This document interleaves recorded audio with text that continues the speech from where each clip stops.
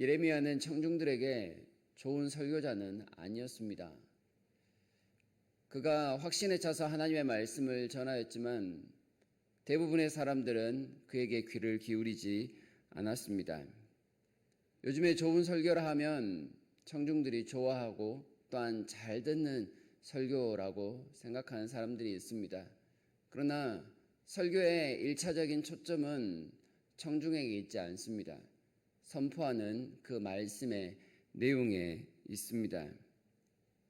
청중에 대한 관심은 설교자에게 2차적인 관심 내용이 될 것입니다. 예레미야는 자신의 그 선포할 말씀을 준비함에 철저했습니다. 18장 앞에서 나오는 토기장이의 예와 같이 일상 속에서 나타나는 여러 가지 상황들과 예들을 가지고 하나님의 말씀을 전하였습니다. 실제로 자신의 행위를 가지고 말씀을 선포하기도 할 만큼 청중들에게 쉽게 다가갈 수 있는 여러 가지 상황들을 가지고 말씀을 전하였습니다. 그럼에도 불구하고 사람들이 그의 말을 듣지 않았다는 것은 설교자인 예레미야에게 문제가 있었던 것이 아니라 청중들에게 문제가 있었음을 우리가 알 수 있습니다. 이스라엘의 청중들은 자신들의 장래가 평강하다라고만 외치는 거짓 선지자들의 말에 익숙해져 있었습니다. 그러나 예레미야는 오직 심판과 또한 그에 따른 회개만을 강조하는 사람이었습니다. 그래서 예레미야의 설교를 도저히 듣고 앉아 있을 수가 없었던 것입니다.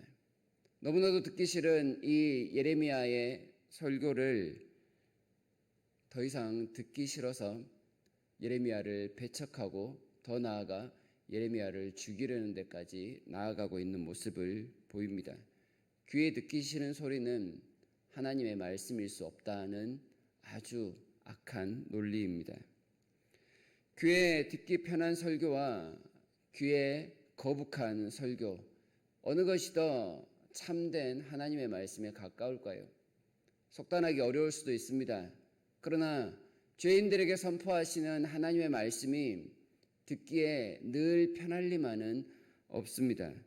특별히 하나님께서 원하시는 길이 아닌 곁길로만 계속해서 나아가고 있는 이스라엘 사람들에게 하나님의 메시지는 듣기 편한 달콤한 소리가 될 수 없습니다.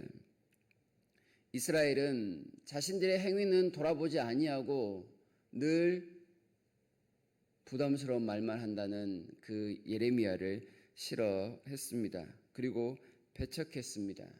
하나님의 말씀을 걷어차버리는 오만함의 모습입니다. 그래서 그들은 예레미야를 제거하기 위하여 구덩이를 팠다라고 이야기를 합니다. 20절, 22절에서 예레미야가 너무 억울한 듯이 호소하는 내용에 나타납니다. 예레미야를 큰 구덩이에 놓고 산채로 묻어버리겠다는 뜻입니다. 이것은 예레미야를 향한 내용뿐만 아니라 하나님을 향한 그들의 영적인 태도를 나타내어 주고 있습니다. 듣기 싫은 하나님의 말씀은 아무데도 쓸모없어 그냥 땅에 묻어버리는 것이 낫겠습니다 라는 태도입니다. 달란트 비유에서 마지막 경우에 해당하는 내용과 비슷합니다. 사람들이 이렇게 하나님의 말씀을 과감하게 거부할 수 있었던 이유가 어디 있습니까? 18절에서 그 내용을 찾을 수 있습니다. 그들이 말하기를 오라 우리가 꿰어내어 예레미야를 치자. 제사장에게서 율법이, 지혜로운 자에게서 책략이, 선지자에게서 말씀이 끊어지지 아니할 것이니. 그들 주변에 제사장들과 지혜자들과 선지자들이 많이 있었습니다. 그들을 통해서 예레미야로부터 들을 수 있는 것보다 훨씬 더 나은 율법의 말씀, 지혜자의 책략, 그리고 선지자의 말씀을 들을 수 있을 것이니 예레미야 사람 한 사람 정도는 없어져도 충분하다는 생각입니다. 하나님과 상관없이 쏟아져 나오는 그 말씀들에 대해서 만족하기에 하나님의 말씀을 나타내는 예레미야는 사라져도 괜찮다는 논리입니다. 어디로부터 어떻게 나타난 말씀인지에 대해서는 관심이 없습니다.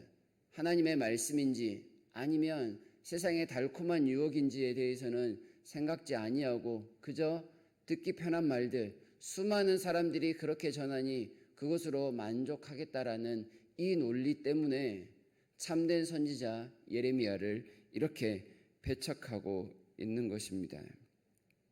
그들 편이 아주 많기에 숫자로 진리의 문제까지도 지금 몰아붙이고 있는 모습입니다. 진리를 숫자로 해결할 수 있겠습니까?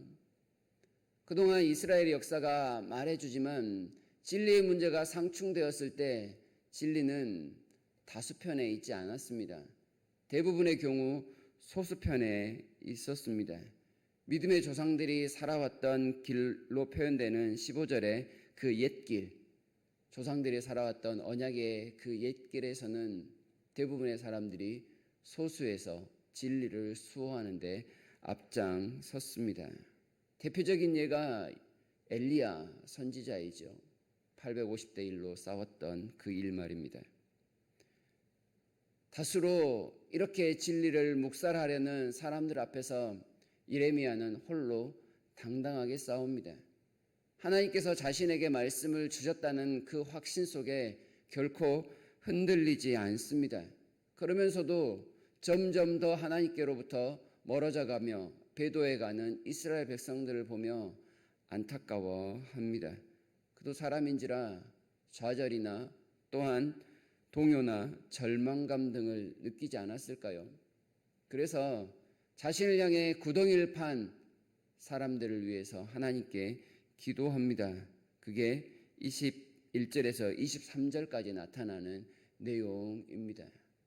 날 향해 구덩이 판 그 사람들을 그 구덩이에 하나님 다시 넣어주십시오. 이런 내용으로 요약할 수 있습니다. 그러나 이 내용은 단지 예레미야의 복수를 나타내는 그런 저주에 가까운 기도만은 아닙니다. 일종의 의분입니다. 하나님의 말씀을 이렇게 취급한 사람들이 곧 겪게 될 미래의 참상을 나타내고 있습니다. 예레미야는 어떤 상황 속에서도 하나님의 말씀만을 확신합니다. 혼자이지만 하나님의 말씀을 붙드는 일에 결코 흔들리지 않습니다. 자신을 죽이기 위해 구덩이를 파고 중상모략을 일삼는 사람들 앞에서도 하나님의 말씀을 붙드는 일에는 결코 흔들리지 않습니다. 의분을 가지고 그들을 위해서 기도할 정도로 확신에 차 있습니다. 왜냐하면 예레미야는 사람을 위한 종이 아니라 하나님을 기쁘시게 하여 세움받은 사람이기 때문입니다. 이러한 예레미야의 모습을 보면서 생각해야 하겠습니다. 우리는 얼마나 하나님의 말씀을 확신하고 있는가? 많은 사람들이 이렇다 하면 그런가 보다 하고 따라갈 수 있는 가능성이 우리에게 너무나도 많습니다. 하나님의 말씀은 오류가 없고 타협이 없습니다. 어떤 상황에서도 참된 말씀을 하나님의 말씀으로 믿고 있으십니까? 그 믿음대로 살아갈 준비가 되어 있으십니까? 죄인들에게 말씀하시는 하나님의 말씀을 듣고 회개할 준비가 있으며 헌신하라는 하나님의 말씀을 듣고 순종하라는 그 확신이 또한 있으십니까? 하나님께서 주시는 말씀을 들으며 이러한 확신을 가지시길 바랍니다. 예레미야처럼 어떤 상황 속에서도 흔들리지 않는 말씀에 대한 확신을 주시도록 이 아침에도 하나님 앞에 간구하시며 그러한 확신의 응답을 얻으시는 우리 모두가 되기를 바랍니다.